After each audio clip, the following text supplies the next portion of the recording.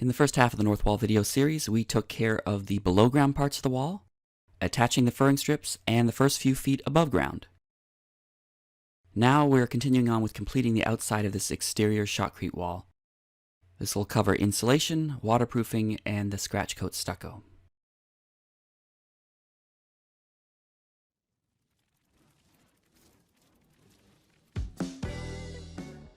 Throughout this project, we use used billboard vinyls as low-cost waterproofing, in addition to rubber and other layers. The billboard vinyls are 17 mil thick and reinforced and cost me $20 for a 14 by 48 foot billboard. And it's always fun to see what you get, but sometimes they're dirty and need to get washed off. Michael is adding vertical Sharpie lines along the furring strips so that it's easy to hit those furring strips with the screws later.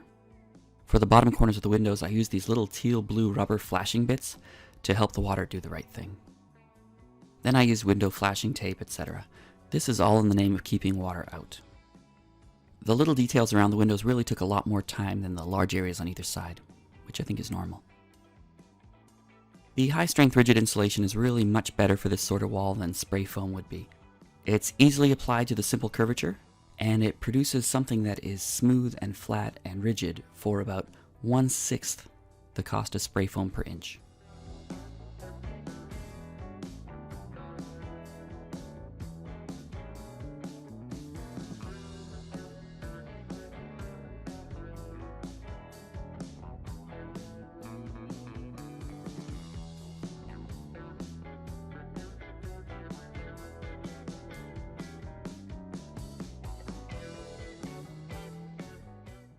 On this weekend, my parents drove about 5 hours to help us out. My father's moving the window plastic from the outside to the inside so that we can work on the outside and not have bats move into the inside. The furring strips in this section needed some extra design work to handle the strange geometry transition between the basement shotcrete and the main floor shotcrete. The curvature is a little different, the radius is a little different. I could also put an extra layer of insulation in this area and still get a flat outer surface.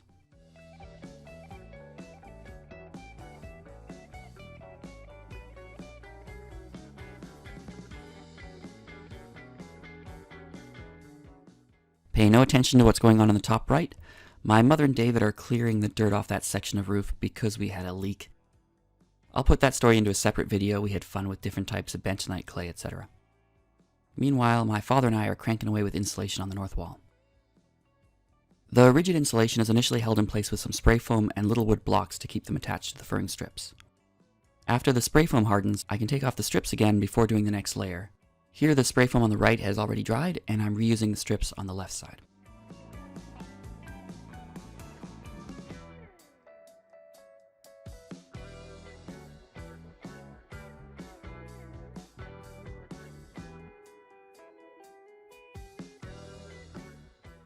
For this top layer billboard vinyl, I cut square holes to fit over the posts so that the vinyl would cover the top and both sides of the wall to prevent water from getting into the middle of it through the top of the wall.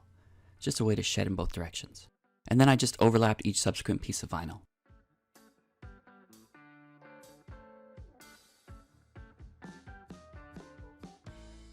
Again, pay no attention to the hard work happening on the right.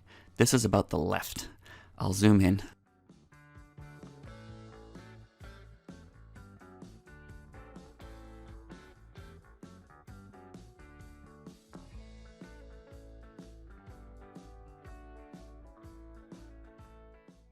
Then a rainstorm hit. Those don't usually last too long, so we just took a break and waited it out.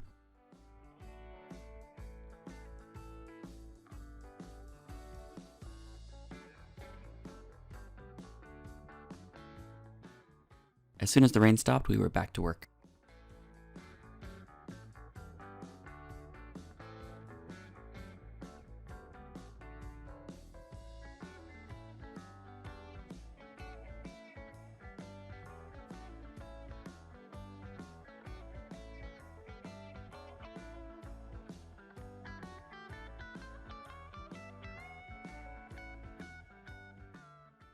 Again, vertical black lines are to mark where the furring strips are so that they can be easily hit with the lath screws. Really, this is the biggest time saver learned from earlier projects where we skipped a step and then regretted it.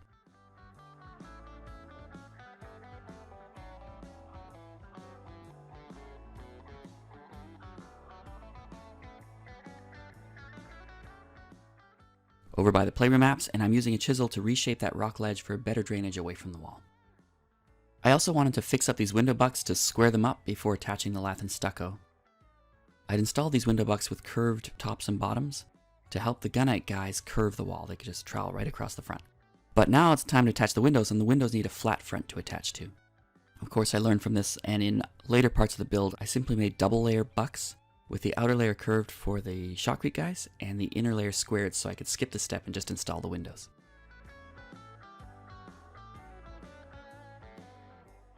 This billboard vinyl is a Big Mac advertisement. Not a big fan of Big Macs, but it's still sad to have to cover those fun vinyls right away.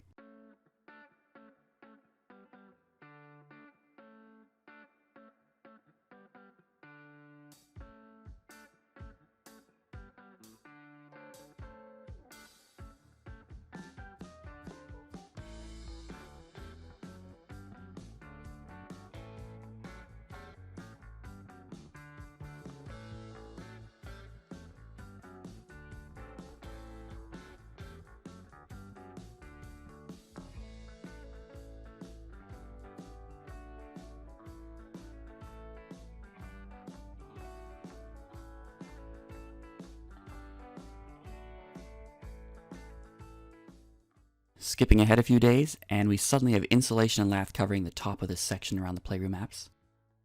Lathing these shapes, especially around the windows, is like wrapping a very complicated gift with origami, and it all takes much longer than I wanted it to.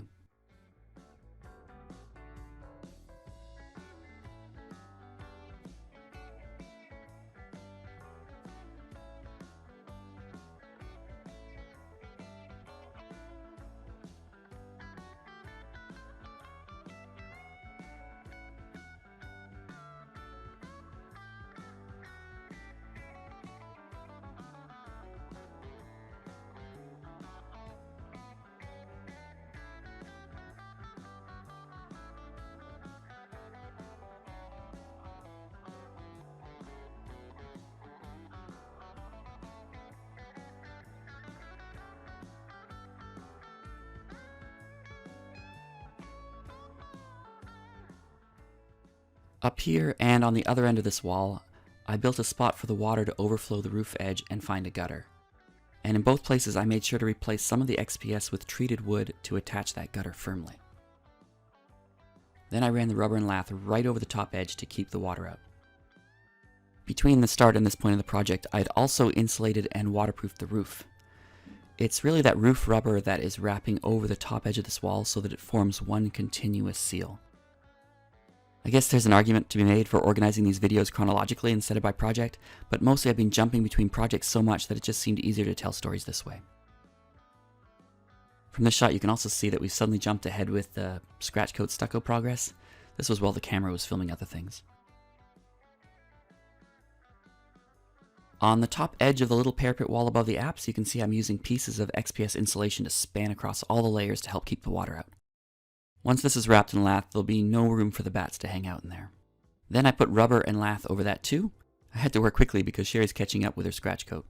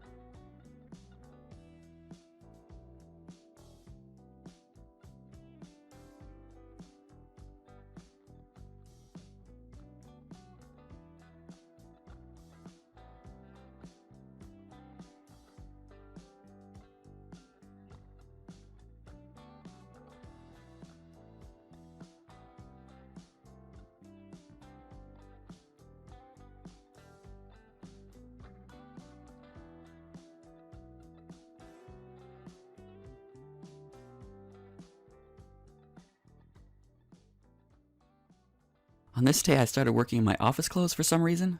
I guess I realized what I was doing and I switched back to my construction clothes. As usual, I spent way too much time on that lath detail around the windows.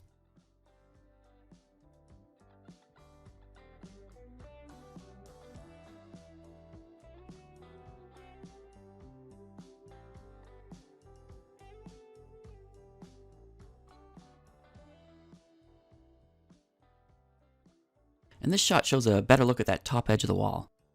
All our little parapet walls are done the same way. The insulation blocks span all the layers and give it slope. Then the rubber sheds the water. And the carpet layer protects the rubber and also grips some of the mortar and stuff as well. And then the lath holds the mortar for the stone parapet that will go on top of all of this. These are just the top few of many layers of hydroparanoia.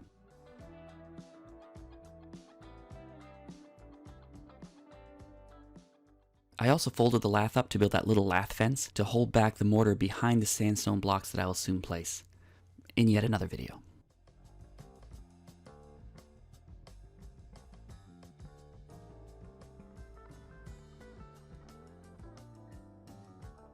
Here's some more fancy lath work to create a gutter between the rock and the windows. I just screwed the lath directly into the boulders to hold it securely. We had 6 inches of insulation over this wall, all the way down to the footings, and then we pushed the rocks up against the insulation. If you want to see how we built this rock wall, I'll link that up here now. Here I'm using hydraulic cement. That's the stuff you'd use if your swimming pool had a crack in it and you need to fill it and not have leakage. I'm using it here to cover this gap so that the runoff water doesn't get behind the insulation.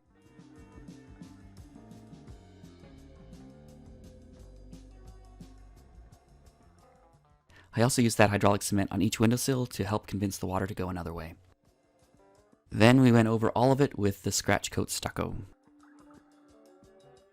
The stucco is much easier to apply than the hydraulic cement, and it brings a robust flexibility and toughness to the wall, especially when it's used as a matrix over that galvanized steel lath.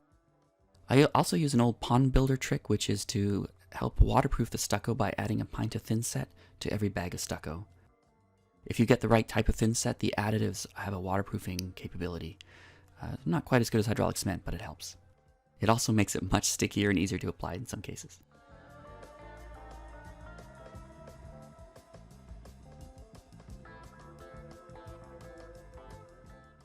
We'll save the brown coat stucco layer for after the windows are in. But that's still a couple videos away. Subscribe and hit the notification bell to see that video when I get around to uploading it.